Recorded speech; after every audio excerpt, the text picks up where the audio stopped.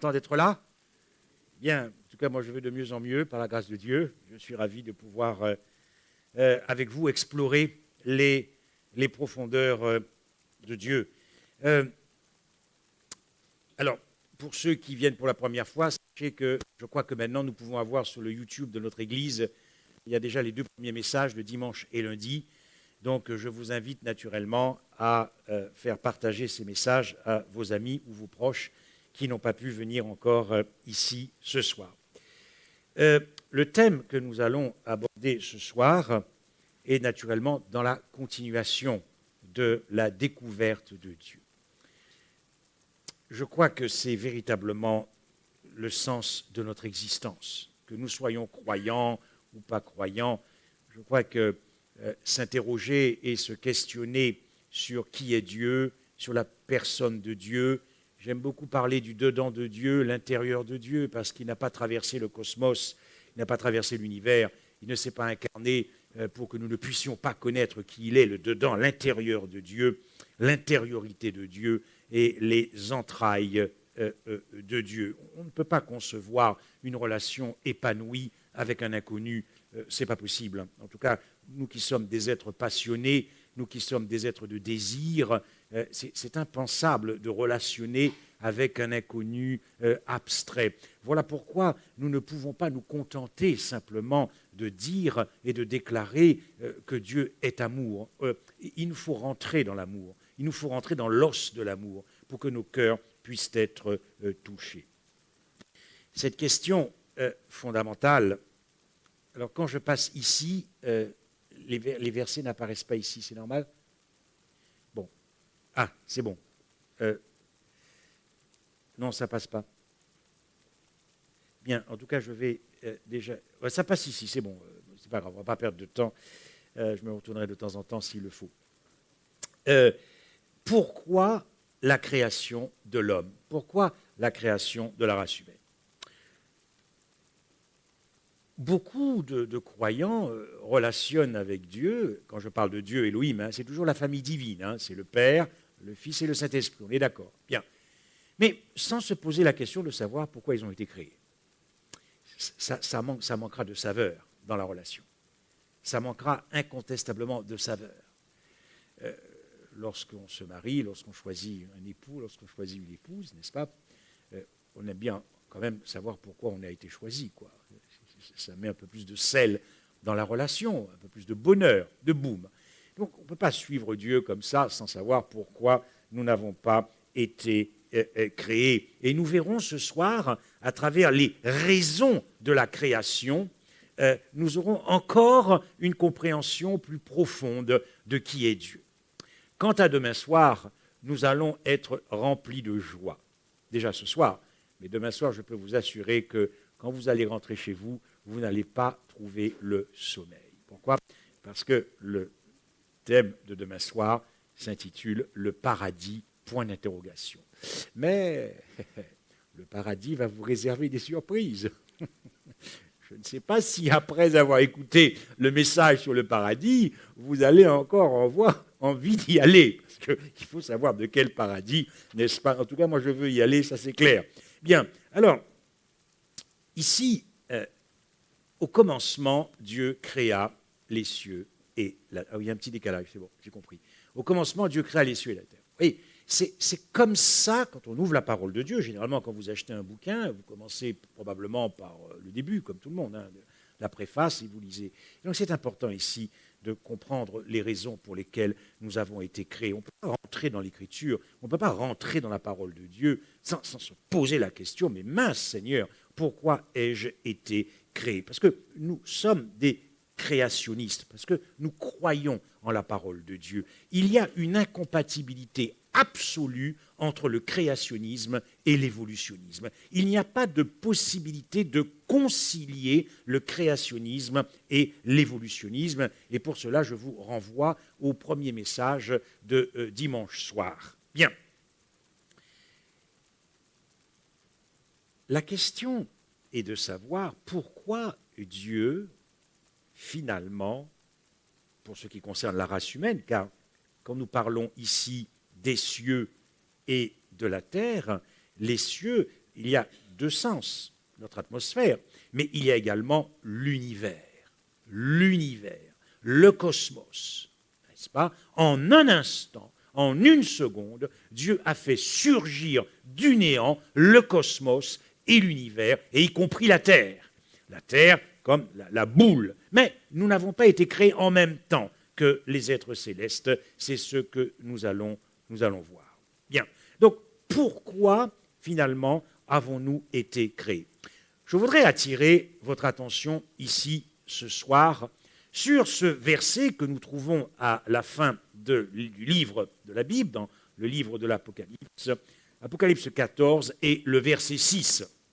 Je vis un autre ange qui volait par le milieu du ciel, ayant un évangile éternel. Alors pour ceux qui ne sont pas habitués à ce texte, ce n'est pas un ange qui descend, c'est l'ange qui représente un peuple à la fin, qui annoncera la venue imminente du Christ dans sa gloire, avec un évangile éternel, la prédication du Christ, pour l'annoncer aux habitants de la terre, à toute nation, à tout peuple, à toute tribu, à toute langue et à tout peuple.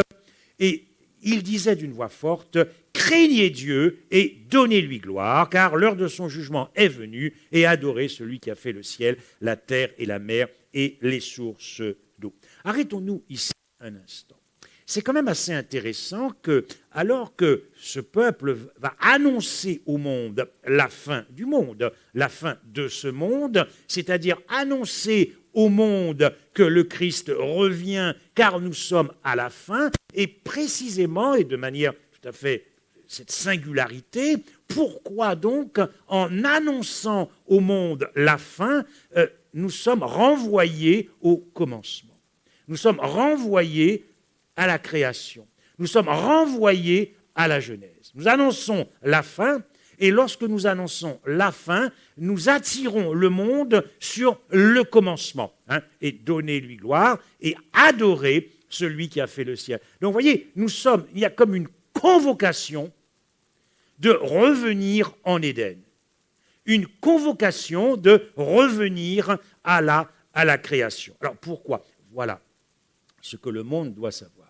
Ce que vous et moi, nous devons savoir, c'est pourquoi avons-nous été créés? Parce que c'est la volonté de Dieu, avant qu'il ne revienne, de savoir pourquoi avons-nous été créés. Donc ça, c'est quand même une question fondamentale. Et cette question fondamentale en appelle une autre, qui est sous-jacente à cette question, c'est que recherchait Dieu dans sa création? Et là, vous allez voir que ça va devenir passionnant. Que recherchait Dieu dans sa création? Que recherchait-il dans sa création? Et que recherche-t-il encore dans sa création? Autrement dit, lorsque nous allons voir ce soir les raisons pour lesquelles nous avons été créés, on va quand même finalement comprendre pourquoi il revient. Puisqu'en comprenant les raisons pour lesquelles nous avons été créés, nous allons comprendre pourquoi il revient. C'est-à-dire qui il vient chercher. Et dans ce qui il vient chercher, la question est de savoir, est-ce que sa venue est en rapport avec toi, rien que toi? Nous trouverons la réponse dans les raisons de la création, les sens de la création, les enjeux de la création, la finalité de la création. Autrement dit, est-ce que lorsqu'il va revenir, ne vient-il pas parce qu'il a trouvé en toi celui ou celle qu'il cherchait depuis sa création?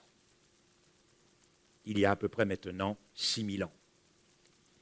C'est intéressant ça. J'aime beaucoup ce verset qui nous fait remonter un petit peu aux origines, avant la création de l'univers. Alors tu discerneras la justice, le jugement, la rectitude, tout le cercle du bien. Le cercle du bien, nous l'avons vu dimanche soir, c'est la famille divine. Parce que Dieu est amour. Donc Dieu n'est pas seul. Car la solitude ne définit pas l'amour, nous l'avons vu. La solitude ne représente pas l'amour. L'amour ne peut pas s'envisager ni se concevoir dans la solitude. Donc Dieu est une famille, une communauté d'êtres, une compagnie d'êtres. Donc le cercle divin, le trio divin, la triade divine, le circuit divin. Et donc d'éternité en éternité, d'éternité en éternité, avant même que l'univers ne surgisse, que le cosmos ne surgisse, il y avait cet amour si puissant qui circulait au sein de la famille divine. Ce n'est pas rassurant, ça. Ce n'est pas rassurant de savoir que Dieu est ainsi.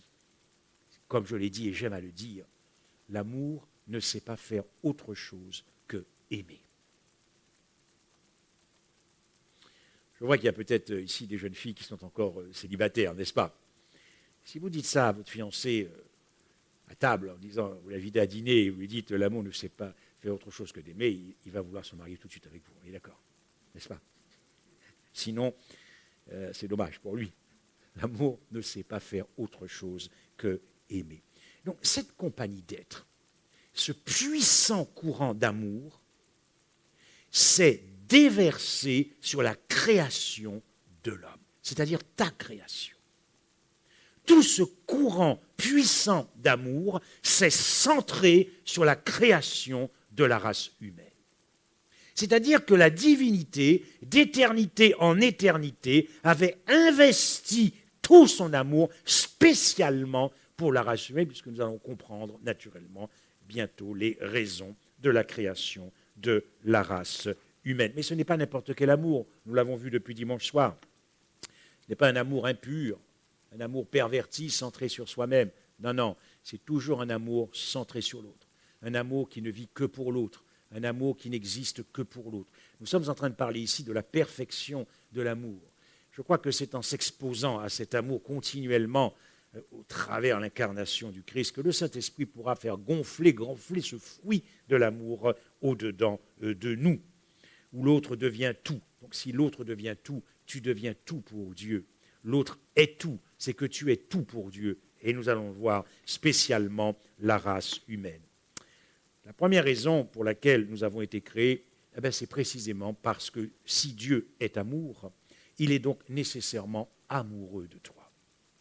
Et ça fait du bien. Je ne sais pas combien de fois dans la journée vous éclatez de joie et vous dites « Dieu est amoureux de moi ». Écoutez, faites cet essai demain. Vous allez voir la journée que vous allez passer. Ça vous met dans une joie, la réjouissation continue. Nous devrions, vous et moi, passer beaucoup plus de temps, quand vous êtes chez vous, à lever les mains quand même, et dire, mais Seigneur, tu es amoureux de moi, quoi. Ça fait du bien. Vous ne trouvez pas? Pour la relation. Si vous voulez que ce feu que le Saint-Esprit a allumé en vous, que ce feu ne s'éteigne pas, il faut arroser. Vous arrosez les plantes. Arrosez-vous en disant, Seigneur, tu es amoureux de moi. Quand on aime, on ne compte pas. Répétez ça, même quand ça ne va pas, même quand ça ne va pas. Donc si Dieu est amoureux de toi, c'est pour ça que tu as été créé. Ta création est l'expression d'un amour puissant de Dieu. Et donc nécessairement, mais alors, s'il est amoureux de moi, c'est qu'il veut relationner avec moi alors. Donc c'est quand même l'être le plus relationnel qui existe dans l'univers. Oui, il t'a créé pour ça, pour te fréquenter. Un être d'ouverture, de fréquentation et de communication. Observez bien ces quelques versets. Il y a tellement de versets dans l'Écriture où Dieu déclare sa flamme rien que pour toi, depuis la Genèse jusqu'à l'Apocalypse. Mais moi, il y a deux versets que j'aime particulièrement. Le premier verset se trouve dans Cantique des Cantiques. « Mets-moi comme un sceau sur ton cœur ». Ça va dans les deux sens. Mais là, nous parlons de l'amour de Dieu. « Mets-moi comme un sceau sur ton cœur, comme un sceau sur ton bras. Car l'amour est fort comme la mort. La jalousie est inflexible comme le séjour des morts. » N'est-ce pas? Si la mort ne relâche pas ce qu'elle a saisi, l'amour de Dieu ne relâche pas non plus ce qu'il a saisi, c'est-à-dire les êtres qu'il a créés. Observez bien comment cet amour est décrit dans ce passage.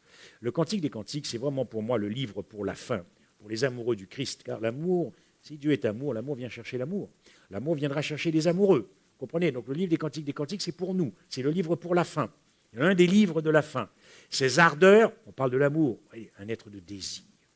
Quand vous priez Dieu, quand vous chantez Dieu, il faut toujours s'imaginer que vous n'avez pas en face de vous un mur, vous n'avez pas en face de vous un être abstrait, vous voyez, lointain. Non, vous avez en face de vous un être de désir, un être passionné, un être passionnel, un être qui s'enflamme pour toi. Ces ardeurs sont des ardeurs de feu, une flamme de l'Éternel. Qu'est-ce que ça veut dire?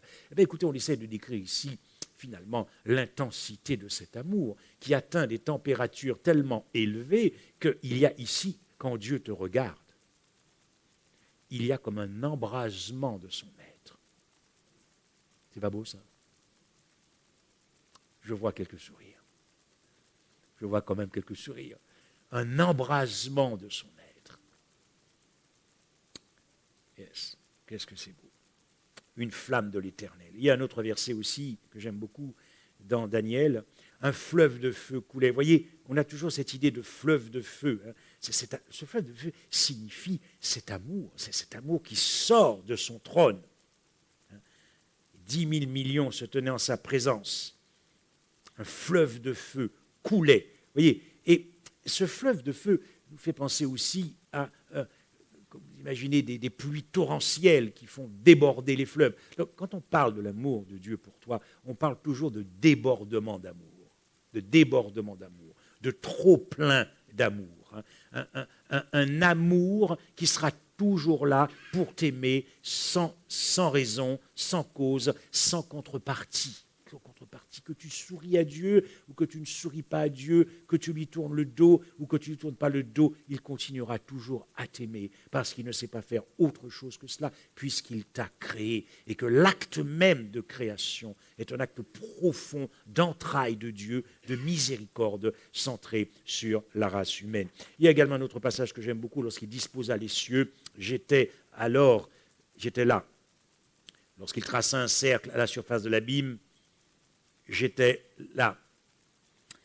Lorsqu'il fixa les nuages en haut et que les sources de l'abîme jaillirent avec force, lorsqu'il donna une limite à la mer pour que les eaux n'en franchissent pas les bords, lorsqu'il posa les fondements de la terre, j'étais à l'œuvre auprès de lui et je faisais les jours de ses délices, jouant sans cesse en sa présence, jouant sur le globe de la terre et trouvant mon bonheur.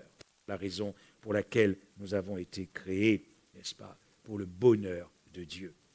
Autrement dit, si nous avons été créés dans l'amour, et si nous avons été créés par l'amour, vous comprenez bien que la raison sous-jacente à la première raison, c'est que tu as été créé pour savourer l'amour. Voilà pourquoi nous devrions être les êtres les plus heureux dans l'univers. En tout cas, les croyants beaucoup plus heureux que les incroyants, tout de même. Car les incroyants ne peuvent pas savourer l'amour de Dieu.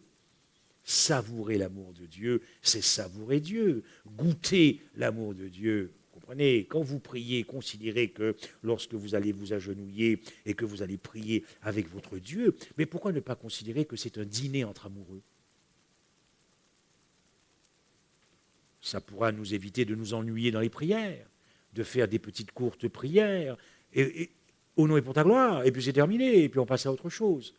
Vous comprenez? Considérez cela. Car c'est ça, Dieu. C'est ça, Dieu. Nous avons été créés vraiment pour savourer Dieu, pour nous réjouir de Dieu, la réjouissation de Dieu. Ça change une relation, ça change fondamentalement une relation. La deuxième raison pour laquelle nous avons été créés, nous la trouvons immédiatement, tout de suite, dans le début du livre de la Genèse. La terre était informe et vide, il y avait des ténèbres à la surface de l'abîme, et l'Esprit de Dieu se mouvait au-dessus des eaux. Ici, c'est très intéressant, car là où se trouve le Saint-Esprit se trouve la vie. Donc, il faut imaginer, et nous verrons, en plein conflit cosmique, donc l'univers plongé dans le chaos, et voilà que l'univers observe le Saint-Esprit comme un aigle en train de se mouvoir au-dessus des eaux. Il y a quand même eu une excitation dans l'univers, ici. Et oui, pourquoi? Parce que le Saint-Esprit, qui est lui-même Dieu, est en train d'annoncer à l'univers une création prodigieuse, une création spectaculaire, une création exceptionnelle, une création extraordinaire. C'est-à-dire, le Saint-Esprit est en train de dire ce que vous allez voir en s'adressant comme ça, c'est du jamais vu. Ah bon? Et qu'est-ce que c'est que cette création nouvelle, du jamais vu, exceptionnelle, extraordinaire? C'est toi. C'est toi. C'est la race humaine. C'est la race humaine. Mais ce qu'il y a de nouveau dans cette création, et donc vous comprenez pourquoi, si la Terre a été créée en même temps que les galaxies, l'homme n'a pas été créé en même temps que les anges, puisque nous arrivons comme étant la dernière race que Dieu va faire sortir du néant. Mais qu'est-ce qu'il y a de si extraordinaire dans cette création? Qu'est-ce qu'il y a de si prodigieux dans cette création? De si exceptionnel dans cette création? Le texte nous le dit. Puis Dieu dit, vous voyez, là nous sommes dans le pluriel, Elohim, le Père, le Fils et le Saint-Esprit, faisons, n'est-ce pas, Elohim au pluriel, l'homme à notre image et selon sa ressemblance. Pour ce qui concerne la ressemblance, il s'agit ici du caractère. C'est-à-dire que tous les êtres dans l'univers sont créés et étant remplis du caractère de Dieu. Mais il y a la dernière espèce qui a été créée, la race humaine, qui a quelque chose d'exceptionnel, quelque chose de prodigieux dans cette race, car dans l'univers, nous sommes la seule race qui a été créée à l'image physique de Dieu. C'est ce que signifie le mot hébreu image, tselem en hébreu, qui signifie littéralement statue.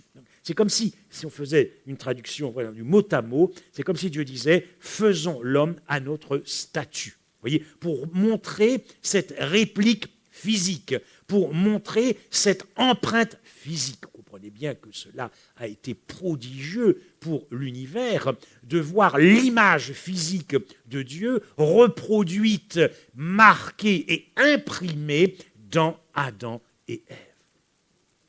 Une réplique nette, une réplique parfaite. Et le texte dans Genèse 2 va insister de nouveau en disant, en créant l'homme à son image, il était dans l'intention... Pardon, j'ai sauté un petit peu.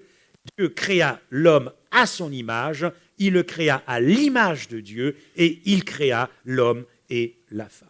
Autrement dit, lorsque l'univers regardait Adam et Ève, l'univers voyait Dieu. Quand même extraordinaire, ça. Quand Dieu regardait Adam et Ève, Dieu se voyait comme dans un miroir. Lorsque nous parlons de l'image, ce n'est pas simplement le visage de Dieu, ce n'est pas simplement le portrait de Dieu, ce n'est pas simplement le reflet de Dieu, ce n'est pas simplement la face de Dieu, c'est le corps aussi. Je n'en dis pas plus ici. Voilà la deuxième raison pour laquelle nous avons été créés. La troisième raison pour laquelle nous avons été créés, c'est que Dieu aime tellement cette race que Dieu avait créé l'homme pour que l'homme soit le dévoilement de Dieu. Le dévoilement, le découvrement de Dieu, la révélation de Dieu, pour que l'homme soit l'apocalypse de Dieu. Vous comprenez pourquoi à la fin, dans le livre de l'Apocalypse, qui est le livre de la révélation, où on apprend qu'à la fin, nous allons annoncer le retour du Christ, on nous convoque à la Genèse. On nous convoque à la Genèse, parce que l'intention de Dieu était que l'homme révèle qui est Dieu. Dieu ne va pas quand même se payer la honte une deuxième fois lorsqu'il va revenir. Lorsqu'il est revenu la première fois, il s'est payé la honte, mais il ne reviendra pas une seconde fois et se payer la honte. Comprenez bien. Donc voilà pourquoi nous devons revenir à la Genèse et comprendre les raisons pour lesquelles nous avons été créés. L'homme devait révéler Dieu. Il y a cet auteur chrétien que j'aime beaucoup, Madame Ellen White, du XIXe siècle, qui dit ceci à propos de cette troisième raison. Pour ceux que ça intéresse, je pourrais éventuellement vous donner par la suite la référence. En créant l'homme à son image, il était dans l'intention de Dieu de créer un ordre nouveau et distinct dans l'univers.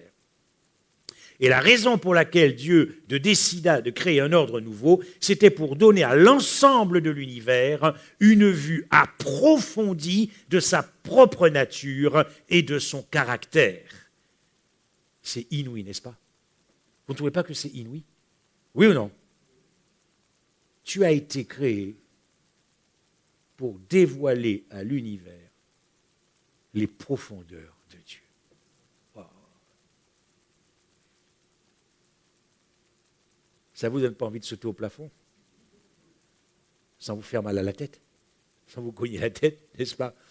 Moi, écoutez, moi je suis comme un enfant, je suis toujours comme un enfant, et je dis à Dieu, surtout ne me fais pas grandir, n'en déplaise à mon épouse, ne me fais pas devenir comme un adulte, parce que quand on est un enfant, on apprécie ces choses. Vous voyez, quand on est trop adulte, on commence à être trop intelligent, etc., on n'apprécie plus ces choses. Que l'Éternel nous donne toujours le cœur d'un enfant, pour que toutes ces choses réjouissent nos cœurs continuellement. C'était donc la troisième raison pour laquelle nous avons été créés. Et je vais garder la quatrième raison maintenant. Nous avons été créés, chers amis, aussi à cause du conflit cosmique qui a éclaté dans l'univers. J'espère que vous n'avez pas oublié les raisons précédentes. La quatrième raison. Voici ce qu'il est dit. Et il y eut guerre dans le ciel. Michel, donc le Christ, et ses anges combattirent contre le dragon, et le dragon et ses anges combattirent. Ici, il est dit, mais ils ne furent pas les plus forts, et leur place ne fut pas trouvée dans le ciel. Revenons un petit peu sur le verset précédent, guerre dans le ciel. Le mot guerre en grec, c'est polémos. Et il a plusieurs sens. C'est-à-dire que lorsque ce conflit a éclaté dans l'univers, l'homme, la race humaine, n'était pas encore créée. Le mot polémos signifie, polémos qui a donné polémique en français, donc une guerre polémique, une guerre politique, une guerre idéologique, une guerre surtout aussi naturellement spirituelle. L'univers, et nous le savons, puisque dans la suite du texte, nous apprenons qu'un tiers des anges ont suivi, un tiers des anges, ça représente quand même des milliards d'êtres célestes. Et pour vous montrer que l'univers avait quand même été plongé dans la confusion, à cause de cet ange que l'on appelle Lucifer, qui occupait la place la plus élevée au-dessus des anges. Il était juste en dessous du Christ.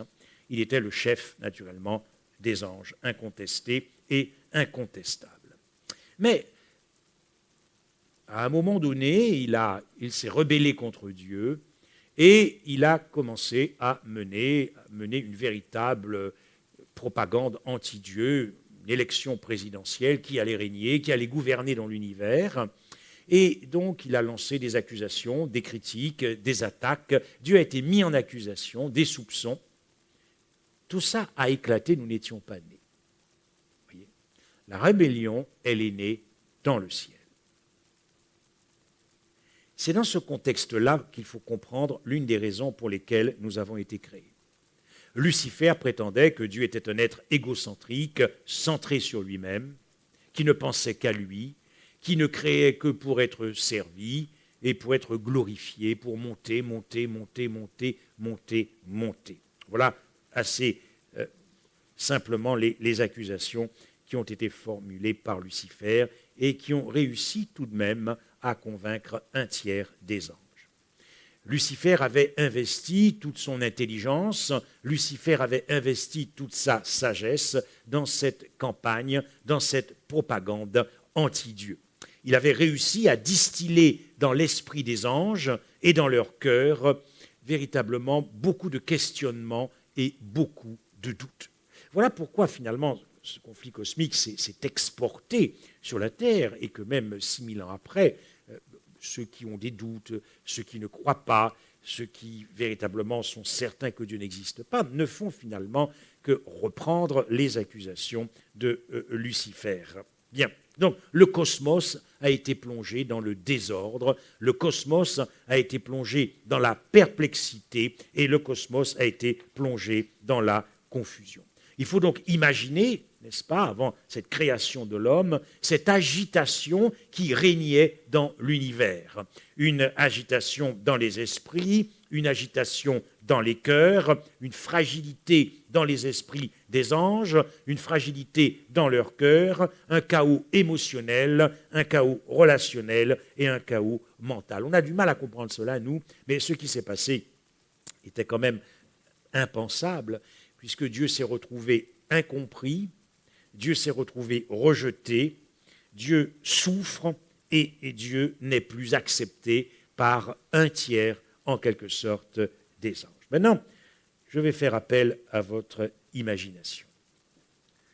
Alors qu'il n'y avait plus de repos, alors qu'il n'y avait plus de paix, alors qu'il n'y avait plus de joie dans l'univers, car il faut savoir que la grande majorité est restée fidèle à Dieu, mais avec beaucoup de doutes et beaucoup de questionnements.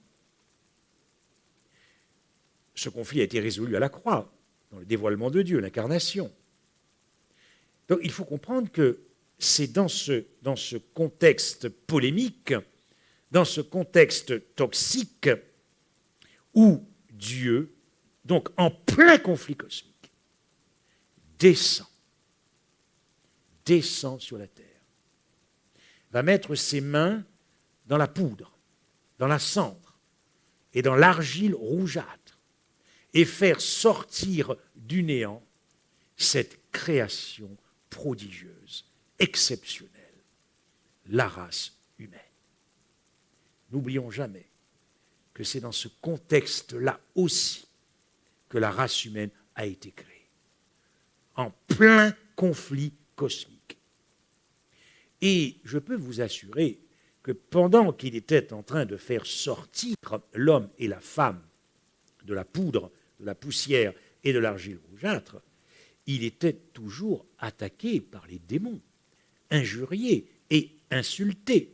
Observez ce texte que nous trouvons toujours dans le livre de la Genèse. La terre était informe et vide, et il y avait des ténèbres à la surface de l'abîme.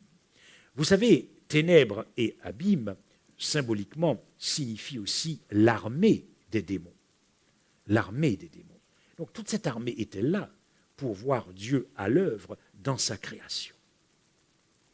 Observez bien à propos de l'abîme et des ténèbres ce que nous révèle la parole de Dieu. Car si Dieu n'a pas épargné les anges qui ont péché, mais s'il les a précipités dans les abîmes de ténèbres, pour les réserver au jour du jugement. Et Apocalypse continue, et il fut précipité, le grand dragon, le serpent ancien, appelé le diable et Satan, celui qui séduit toute la terre. Il fut précipité sur la terre, et ses anges furent précipités avec lui. Le combat a été aussi un combat physique, car Lucifer ne voulait pas quitter le ciel avec ses anges. Celui-là même qui ne voulait pas quitter le ciel fait croire aux hommes sur cette terre que Dieu est invivable. Mais cependant, lui ne voulait pas quitter le ciel. Il a séduit la terre de cette manière. Donc vous comprenez bien qu'après ce combat physique, où ils n'ont pas été les plus forts, ce n'est pas avec un sourire lorsqu'en plus Dieu avait précipité les démons sur la terre. Non, vous comprenez bien que lorsque Dieu descend pour faire sortir l'homme, Dieu n'a pas été accueilli avec des sourires, on est d'accord. Dieu a été accueilli avec des insultes, avec des injures. Et pendant que Dieu est en train d'être insulté, pendant que Dieu est en train d'être injurié, il est en train de te faire sortir du néant. La création de la race humaine. Pourquoi ? Nous avons été créés. La race humaine a été créée pour justifier Dieu dans le conflit cosmique, pour démolir les accusations qui étaient portées par Lucifer et ses démons. Avant la chute de l'homme, le projet de Dieu avait été de nous créer pour que l'univers, pour que nous puissions révéler à l'univers une vue plus approfondie sur Dieu, une vue plus approfondie. Et de quelle manière nous aurions pu accomplir cette tâche si nous n'avions pas échoué ? La famille. car c'est en regardant la famille humaine que l'univers aurait pu comprendre comment fonctionne la famille divine. Est-ce que notre famille, aujourd'hui, donne encore la possibilité à l'univers d'avoir une vue plus approfondie sur Dieu, sur le caractère de Dieu? Vous voyez, toutes ces choses sont intéressantes et nous font comprendre finalement que Dieu a besoin de nous, a besoin de toi, pour en finir avec le conflit cosmique. Car si Christ, et nous le verrons, a triomphé du conflit cosmique dans sa vie à la croix, le conflit cosmique n'est pas achevé. Car ce conflit doit être résolu dans ton cœur et dans le mien. Certes, Christ a triomphé, mais il n'est pas achevé. Chaque être humain doit prendre une position par rapport à ce conflit cosmique. Quand je parle de conflit, je parle aussi de caractère, je parle de choix de vie. Est-ce que l'on préfère mener une vie centrée sur soi-même ou est-ce qu'on préfère mener une vie centrée sur l'autre, une vie de service et une vie de sacrifice? Est-ce qu'on souhaite refléter le caractère luciférien? Est-ce que nous voulons aimer comme l'amour luciférien ou est-ce que nous voulons aimer comme l'amour se vit dans l'univers, dans le ciel, là où vous voulez, où nous voulons naturellement aller? Donc, nous avons été créés pour justifier Dieu et pour résoudre le conflit cosmique et démolir les accusations de Satan. Voilà ce que tu as fait. Et je me suis tu. Tu t'es imaginé, en parlant de Lucifer, que je te ressemblais, mais je vais te reprendre et tout mettre sous tes yeux. Et qu'est-ce que Dieu a mis sous les yeux de Lucifer en plein conflit cosmique? La création de notre race humaine. Yes. Ça fait réfléchir, n'est-ce pas? La création de notre race humaine. Et c'est encore valable encore aujourd'hui. Observez ce texte. Tous ceux qui s'appellent de mon nom et que j'ai créés pour ma gloire. Oui, Dieu avait créé la race des hommes pour sa gloire, c'est-à-dire pour le justifier. Pour le justifier. Il fallait une race qui n'avait pas assisté à l'explosion du conflit cosmique dans l'univers, une race impartiale qui puisse démontrer que c'est Dieu qui est juste et que les accusations de Satan sont fausses. Mais vous savez qu'en Éden, Adam, qui représentait toute la race humaine, car nous étions tous en lui, nous avons échoué dans cette démonstration, puisque nous avons non pas donné raison à Dieu, mais nous avons donné raison à Lucifer. Et nous conservons les restes de ces vestiges, puisque nous sommes dans cette nature pécheresse, dans cette nature déchue. Un autre texte aussi, pour montrer que Dieu comptait sur la race humaine pour le justifier. Mon fils, sois sage et réjouis mon cœur, et je pourrai répondre à celui qui m'outrage. Ce texte est encore valable pour nous, car nous devons régler en nous-mêmes le conflit cosmique. Vous voyez, cela nous donne à connaître un peu mieux Dieu, à comprendre la personne de Dieu. Sur ces accusations, très rapidement, on peut trouver ces accusations qui nous sont révélées dans ces textes du prophète Ézéchiel et Ésaïe. Souvenez-vous que nous avons lu un texte où, dans le psaume, où Dieu dit à Satan, « Tu t'es imaginé que je te ressemblais. » Donc, lorsque Dieu est en train de dévoiler ce qu'il y avait dans le cœur de Satan, de Lucifer, cela signifie que Lucifer pensait que Dieu était comme lui. Tu t'es imaginé que je te ressemblais. Donc, lorsqu'on nous dit que tu disais en ton cœur, je monterai au ciel, j'élèverai mon trône au-dessus des étoiles, je m'assierai. Ici, Lucifer pense que Dieu est comme ça. C'est-à-dire que Lucifer pense que Dieu est un être qui ne pense qu'à lui-même, un être égocentrique qui ne pense qu'à monter, monter, monter, monter, centré sur lui-même. Et Lucifer dit, puisque Dieu est comme ça, moi aussi, je vais être comme ça. Ça, c'était la première accusation. La seconde accusation Et nous voyons comment le conflit cosmique a rebondi. C'est naturellement la loi de Dieu. Lucifer a attaqué la loi de Dieu parce que la seule loi qui existait dans l'univers était la loi de l'amour. L'amour. Personne ne vivait pour soi-même dans l'univers. L'amour était tout le temps en surabondance vis-à-vis de l'autre. Tout le temps l'autre, l'autre. Et Lucifer dit, mais ce n'est pas ça le bonheur. Ça ne peut pas être ça le bonheur. Non, non. Le bonheur, ce n'est pas de vivre pour l'autre. Le bonheur, ce n'est pas de mettre l'autre devant, en avant, de considérer toujours l'autre. Ce n'est pas ça le bonheur. Non, non. Le bonheur, c'est un amour centré sur soi. C'est vivre pour soi. Deuxième accusation de Lucifer. Et troisième accusation de Lucifer, son gouvernement est despotique. Son gouvernement est autoritaire, son gouvernement est arbitraire. Et donc, nous avions été créés pour démolir ces accusations.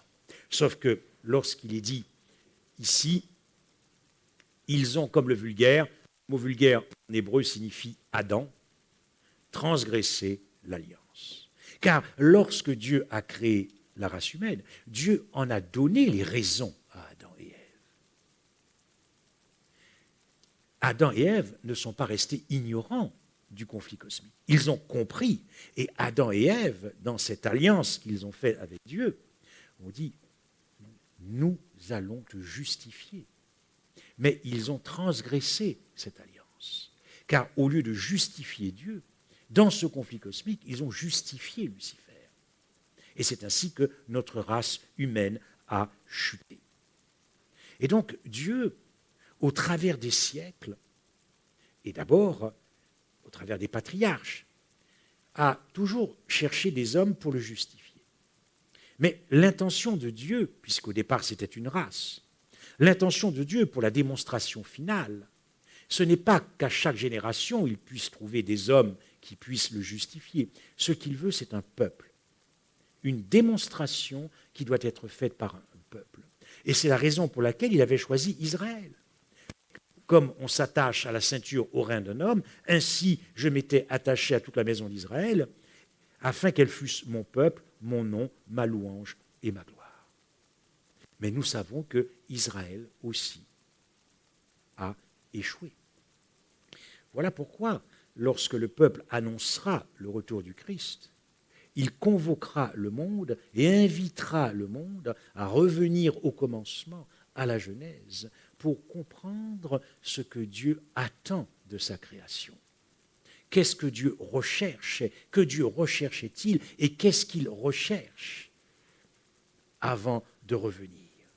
Car la raison pour laquelle, précisément dans ce conflit cosmique, Dieu a créé notre race, vous et moi, il trouvera à la fin un peuple qui accomplira cette raison. La raison pour laquelle Dieu nous avait créés. Revenons ici un instant pour clôturer. Observez ceci. Je vous l'ai dit que nous étions en plein chaos, nous étions en plein désordre, nous étions en pleine confusion. Dieu est rejeté, Dieu est incompris et Dieu souffre.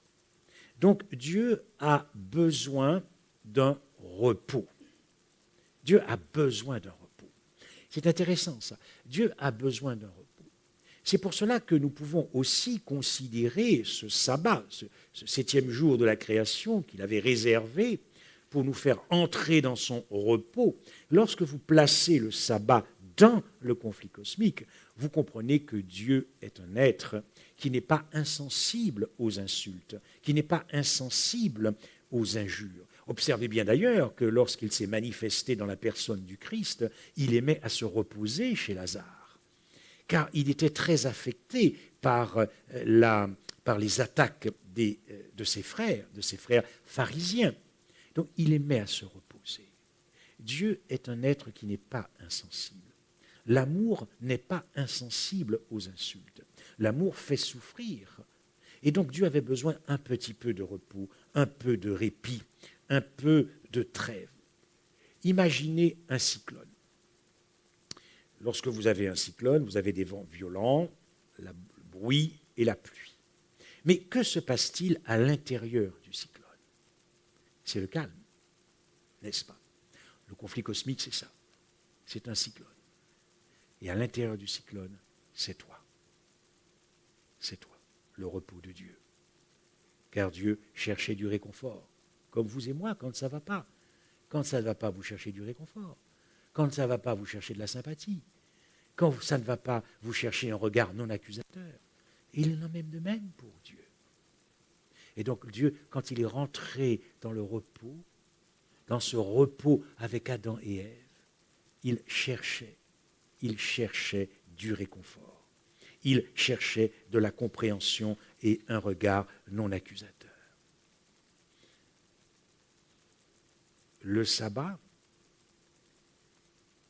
est donc dans le conflit cosmique la raison pour laquelle Dieu veut que nous revenions à la création. Parce qu'à la création, il y a quelque chose de particulier aussi.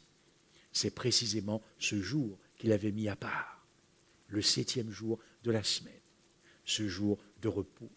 Car ce que Dieu veut que nous puissions comprendre au travers du sabbat, non seulement dans le conflit cosmique, mais aussi que le sabbat est associé aux noces de l'agneau, c'est-à-dire aux noces du Christ. Observez bien ce texte. Car ton Créateur est ton époux. Vous voyez bien, derrière ce premier mariage de nos premiers parents, derrière ce mariage se tissait un autre mariage. En perspective, le mariage de Christ avec la race humaine, les noces de l'agneau.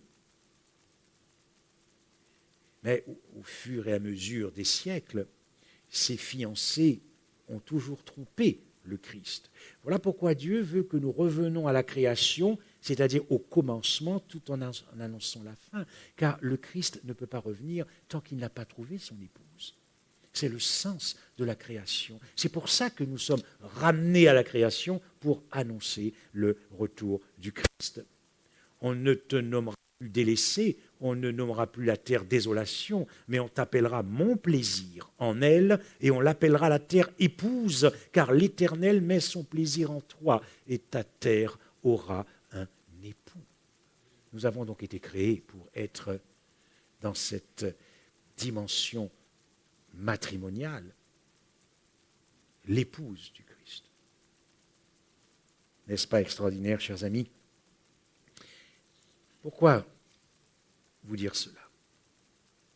Si Dieu nous invite à revenir à la création, alors que nous sommes appelés à prêcher la fin, en Éden, c'est parce qu'avant la chute, Dieu avait vraiment trouvé,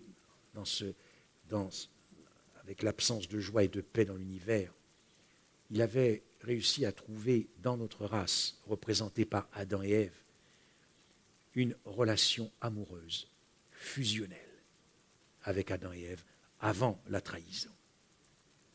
Et depuis ce temps, Dieu est en quête de retrouver un peuple avec lequel il retrouvera cette relation fusionnelle, cette relation amoureuse. C'est ce que Dieu cherche depuis 6000 ans.